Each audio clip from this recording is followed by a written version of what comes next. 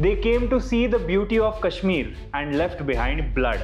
It was supposed to be a peaceful family trip, just a regular afternoon in the Baisaran meadows near Pahalgam, a stunning tourist spot in Jammu and Kashmir. Green hills, pony rides, selfies in the snow. But by 2:50 p.m. on April 22nd, peace was shattered. Gunshots echoed in the valley, screams followed, and by the time it was over, 28 people were dead. 20 more were badly injured, among them an 8-year-old child, a young couple on honeymoon, elderly pilgrims, college friends. What happened in Baisaran was not just a terror attack. It was a message delivered with bullets and blood. Hello, my name is Tejas and you're watching Lokmat Times. Today, we take you deep into the heart of one of the deadliest terror attacks in Kashmir since Pulwama 2019. Baisaran, also known as Mini Switzerland, is located nearly 85 kilometers from Srinagar. There is no motor road. You get there either on foot or by riding ponies. It's a tourist paradise tucked away in the hills, but that isolation, that beauty, is exactly what made it a soft target. On April 22nd, tourists were finally enjoying some sunshine after days of rain. Families were laughing, guides were helping kids onto horses, couples posed for photographs, and then they appeared. According to eyewitnesses, 4 to 6 men in military-style uniforms came out of the nearby forest. They looked like policemen, calm, confident, even greeting tourists politely. One survivor recalled, they asked for names, smiled, and then suddenly opened fire.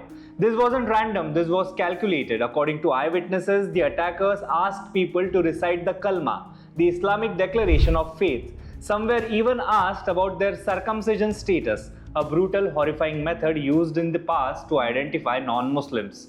Those who failed were shot. The attackers mostly spared women and children, but most of the men were targeted. One woman recalled a terrorist sparing her life after killing her husband, saying, "I won't kill you, go tell this to Modi." The terrorists allegedly even wore helmet-mounted cameras recording the entire massacre. Using AK-47s and M4 carbines, the terrorists fired in short bursts and long-range shots. Some were ambushed at close range, others were shot like targets from a distance. Tourists who tried to hide were pulled out and executed. Locals and pony riders tried to help, but were helpless. Many victims lay bleeding for hours. Within hours, a group called the Resistance Front, TRF, claimed responsibility. But who are they? TRF is not new. It's a proxy outfit of Lashkar-e-Taiba, the same Pakistan-based group behind the 26/11 Mumbai attacks and the Pulwama bombing in 2019. TRF was created to give Lashkar's terrorism a local Kashmiri face. This time, the mastermind was a name Indian agencies know well, Saifullah Kasuri, also known as Khalid. He is a senior elite commander based in Gujranwala, Pakistan. He planned the Pahalgam attack using handlers and foot soldiers from Pakistan-occupied Kashmir, POK.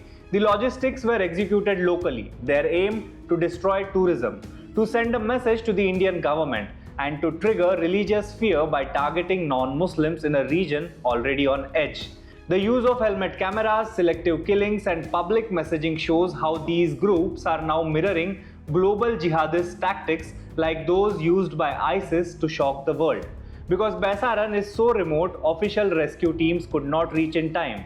The narrow paths made it impossible for ambulances to drive up. So locals, pony riders, and shepherds became emergency responders. They used blankets, wooden planks, and even ponies to carry bleeding victims downhill. One woman kept screaming her husband's name. Another man held onto his dead son's body all the way back. It took more than 2 hours for the first rescue chopper to arrive, but by then, many were already gone. The scale of the massacre stunned the country. Prime Minister Narendra Modi, who was on a diplomatic trip to Saudi Arabia, cut short his visit and rushed back to Delhi. That same night, he held an emergency meeting with National Security Advisor Ajit Doval and Home Minister Amit Shah. Top decisions were made. Highway checkpoints were strengthened. Quick reaction teams were deployed near tourist zones. Joint operations began in and around Pahalgam with Army, CRPF and J&K police launching massive search operations. A 5-kilometer cordon was created to trap the attackers. The National Investigation Agency NIA flew in the next morning. Northern Army Commander Lieutenant General MV Suchendra Kumar visited Srinagar to assess the security situation. Across Kashmir, security was tightened in places like Gulmarg, Sonmarg, and even parts of Srinagar. This attack raises some tough, urgent questions. Can Kashmir ever be safe for tourists again? Are these attacks isolated or part of a new terror strategy? How is Pakistan still able to support and shelter these groups? And most importantly, are we doing enough to protect ordinary people? TRF's involvement shows that cross-border terrorism is still alive. But the fact that local guides may have aided the terrorists shows how radicalization remains a deep problem. India now faces a huge challenge to balance security with tourism, counter-terrorism with civilian freedom, and anger with diplomacy. Because one wrong step and Kashmir could spiral again.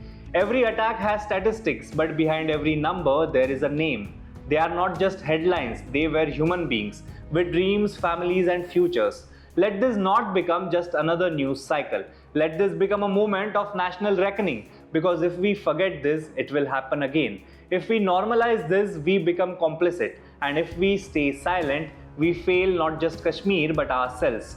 Ask questions, demand answers, and stand up for peace. That's all for today. Keep watching Lokmat Times for more stories.